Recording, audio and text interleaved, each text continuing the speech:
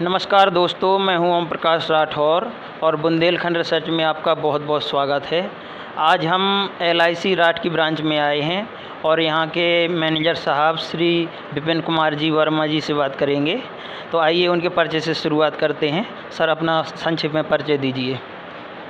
मेरा नाम विपिन कुमार वर्मा है। मैं यहाँ पर ब्रांच मैनेजर पद पर तैनात हूँ और स्टार्टिंग मैंने करी थी LIC में असिस्टेंट से।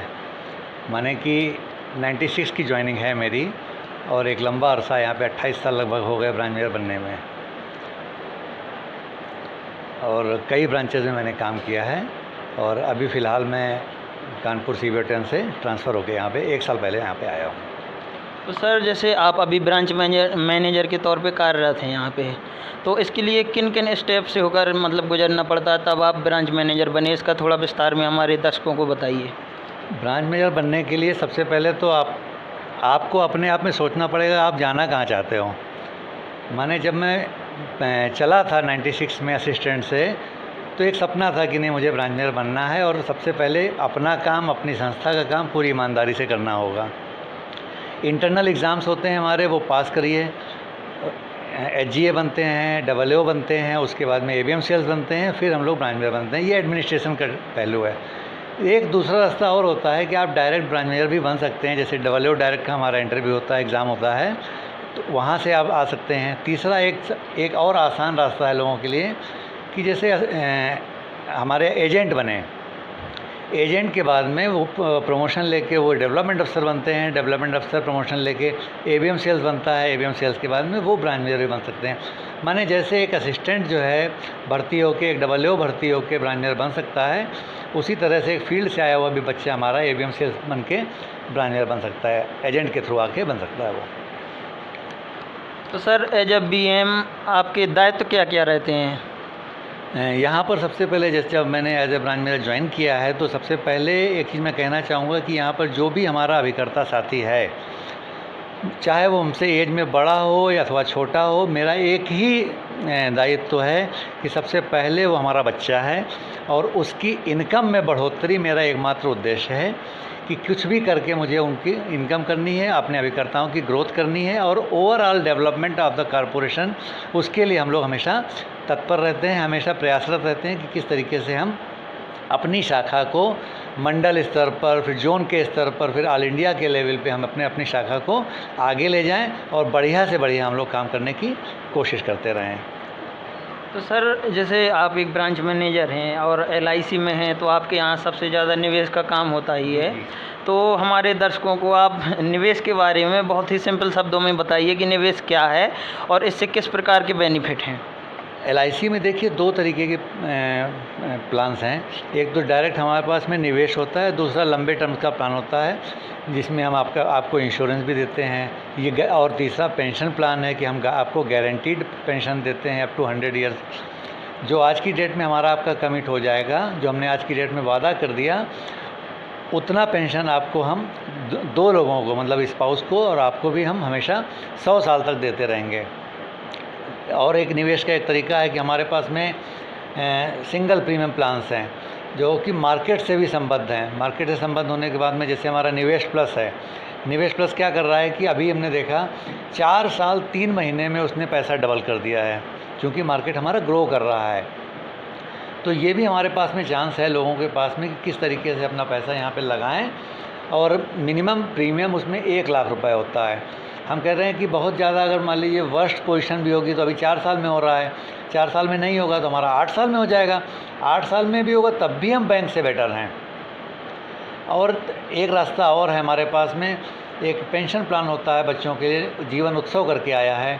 उसमें आप 5 साल से लेकर 16 साल तक का जो भी आप टर्म चुनते हैं, उसके बाद में 10% ऑफ द सम एश्योर्ड उस बच्चे को लाइफ लॉन्ग मिलता रहता है, 100 साल तक मिलता रहता है। एग्जाम्पल के लिए 0 साल के बच्चे को अगर हम 30,000 रुपये ईयरली पेमेंट करने लगें तो 18वें साल से उस बच्चे को 50,000 रुपये yearly up to 100 years non taxable amount मिलता रहेगा, और रिस्क कवरेज उसका फ्री ऑफ कास्ट बना ही रहेगा सम एश्योर्ड के बराबर। ये रही हमारी निवेश की जानकारियाँ। तो सर, जैसे आपने निवेश के बारे में बताया और प्लान्स भी बताए, तो आज एक ज़्यादातर जैसे जो टीचर्स वगैरह हैं तो वो थोड़ा एलआईसी में निवेश करने से इस समय हिचकिचाते हैं। वो कहते हैं हमें उसमें मतलब उतना बेनिफिट अब नहीं मिल रहा है जितना पहले था। तो इसके बारे में आप क्या कहना चाहेंगे? एलआईसी में बेनिफिट जितना पहले था उससे कई गुना बेटर हो चुका है। ये अगर वो कह रहे हैं तो उनकी भ्रांतियाँ हैं। वो मेरे पास आएँ और अपनी शंका का समाधान कर सकते हैं मेरे से बैठ के। और जहाँ तक देखिए, सबसे पहली चीज़ क्या है, एलआईसी में आपने निवेश किया, रेगुलर निवेश किया, मान लेते हैं ईयरली प्रीमियम आप दे रहे हो, हाफ ईयरली प्रीमियम दे रहे हो, तो होता क्या है, जैसे जैसे हम लोगों ने प्रीमियम दिया तो आपको 80 सीसी के तहत सबसे पहले 1.5 लाख तक की इनकम टैक्स में रिबेट मिलती है। अगर मान लेते हैं 100 आपका पूरा हो गया है तो आप मेडिक्लेम में भी 50,000 रुपये तक की रिबेट ले सकते हैं। हमारा जो मेडिकल पॉलिसीज़ हैं उनमें इन्वेस्ट करके 50,000 रुपये तक का हमारा जीव आरोग्य रक्षक है, कैंसर कवर है, बहुत शानदार प्लान है। इनमें आप जमा करके अपना जो है 80D के तहत जो है 50,000 रुपये तक की रिबेट वहाँ पे भी ले सकते हो। और मैच्योरिटी हमारी अनमैचेबल है, किसी भी प्राइवेट प्लेयर की तुलना में हम मैच्योरिटी ज़्यादा देते हैं हमेशा। हमारी दूसरी चीज़ एलआईसी में ही क्यों निवेश करें, कारण क्या है, दूसरे प्राइवेट प्लेयर्स आपने देखा होगा कि भाग जाते हैं पैसा, या क्लेम के टाइम पे आपको बार्गेन करते हैं कि भाई साहब आप ये नेगोशिएशन कर लीजिए, अदरवाइज़ हम आपका क्लेम रेपुडिएट कर देंगे। एलआईसी में क्या, हम लोग ढूंढ के क्लेम देने की कोशिश करते हैं। कोई भी बंदा है कि क्लेम अगर उसका हुआ है, माने डेथ क्लेम हुआ हो या मैच्योरिटी क्लेम हुआ, इवन एसबी क्लेम तक, अगर हमारे पास में पेपर नहीं आते हैं तो हम अपने एजेंट्स को, अपने एम्प्लॉय को भी लगाते हैं कि जाके किसी भी तरीके से आप पेपर लेकर आइए ताकि उनका क्लेम हम टाइमली पे कर पाएँ। इस लिहाज से एलआईसी में आप पैसा लगाइए। दूसरे, गवर्नमेंट के द्वारा जो है हमारे यहाँ सॉवरेन गारंटी है। जैसे आप बैंक में पैसा डालते हैं, बैंक आज की डेट में दिवालिया हो जाता है मान लेते हैं, तो आपका पैसा 5 लाख तक ही सुरक्षित है। हमारे यहाँ क्या है, चाहे जितना पैसा हो, from the very first day आप मान लीजिए आपने 10 लाख का इंश्योरेंस कराया है, तो ये हमारी जिम्मेदारी है कि आपके साथ में कोई कैजुअलिटी होती है तो 10 लाख रुपए हम हर हाल में आपको देंगे ही देंगे। ये गवर्नमेंट ने गारंटी दी है। जिस तरीके से 500 के नोट पे लिखा होता है कि हम धारक को 500 रुपये अदा करने का वचन देते हैं, इसी तरह से हमारी प्रत्येक पॉलिसी पे गवर्नमेंट की गारंटी है। इसलिए एलआईसी में आप निवेश करें। ये चीज़ टीचर्स नहीं समझते हैं, या जिस वर्ग को आप कह रहे हैं वो नहीं समझ पा रहे हैं, तो हमारे पास में आवें, हम उनको समझाने का प्रयास करेंगे। सर, जैसे आप अभी राठ ब्रांच में कार्यरत हैं, तो राठ ब्रांच की कुछ ऐसी खूबियाँ या उपलब्धियाँ बताइए जो जनता के सामने जानी चाहिए। हाँ, राठ ब्रांच में हम स्पेशली कहेंगे कि राठ ब्रांच में संभावनाओं का बहुत ज़बरदस्त बाज़ार है, बहुत ज़बरदस्त ऊर्जा है हमारे अभिकर्ताओं के अंदर। और यहाँ पर एंटायर बुंदेलखंड में जो इंश्योरेंस की संभावना है वो बहुत प्रगाढ़ है। सबसे बड़ी बात क्या है कि यहाँ पे कोई प्राइवेट प्लेयर नहीं है, ठीक है। और हमारे लोग वहाँ पे जाते हैं, तो पब्लिक से हम यही कहना चाहेंगे कि वो हमारे लोगों पे भरोसा करें। उनका पैसा पूरी तरीके से हमारी शाखा में सुरक्षित है, और कहीं पे भी पैसा वो रखेंगे, बैंक में भी रखेंगे या कहीं भी रखेंगे, उनसे ज़्यादा रिटर्न हम अपने यहाँ एलआईसी में देंगे। दूसरी चीज़, बच्चों के लिए बहुत बड़ी संभावनाएं हैं। जैसे छोटे बच्चे हैं, मान लेते हैं कोई बच्चा है हमारे यहाँ एजेंसी ले लेता है, सीधे 18 साल का बच्चा है, एजेंसी ले लेता है, और एक दूसरा बच्चा है 18 साल का, वो बीटेक की तैयारी करता है। जब वो बीटेक की तैयारी कर रहा है तो लगभग आप मानिए कुछ नहीं तो 60 से 70 हज़ार रुपये उसके ऊपर खर्चा हो रहा होगा तैयारी में। 4 साल वो तैयारी करता है, उसके बाद में 4 साल बीटेक के अंदर वो पढ़ाई करता है, फिर उसको नौकरी मिलती है, 5 लाख के आसपास पैकेज उसको मिलता है। हमारे यहाँ क्या है, उसने क्या किया, 5 साल लगातार हमारे यहाँ एजेंसी ली। एजेंसी लेने के बाद में 5 साल लगातार उसने 50-50 पॉलिसी, 50-50 लाइफ्स उसने पूरी करी, और उन लाइफ्स का उसने कमीशन भी लिया। और जैसे ही 5 साल पूरे होते हैं, 50 लाइफ्स अगर उसने करी है, तो डेवलपमेंट अफसर हमारे यहाँ वो बन सकता है। डेवलपमेंट अफसर बनने का मतलब है कि लगभग 1 लाख रुपए सैलरी उसको मिलने लगेगी, जो कि 12 लाख का पैकेज होता है। बीटेक करके वो 5 लाख का पैकेज पाता है, और जो तैयारी कर रहा है हमारे यहाँ उसके बीच का कमीशन भी वो ले रहा है।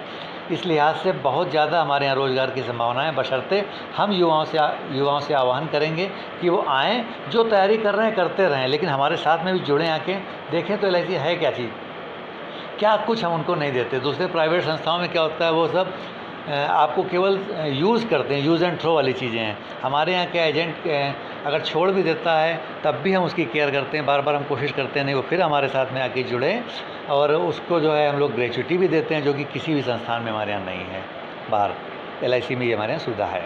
और सर एक प्रश्न LIC में अक्सर ये उठता है कि जैसे कोई भी निवेश करता है व्यक्ति, तो 3 साल कम से कम निवेश करना पड़ता है, तो उसके बारे में आपका क्या कहना है? वह जी, किसी भी आदमी ने हमारे यहाँ मान लीजिए कोई भी एक पॉलिसी ली, पहली चीज़ तो क्या है, लोगों में ये भी भ्रांति कि 3 साल बाद उसका रिस्क कवरेज चालू होता है, ये भी भ्रांति है।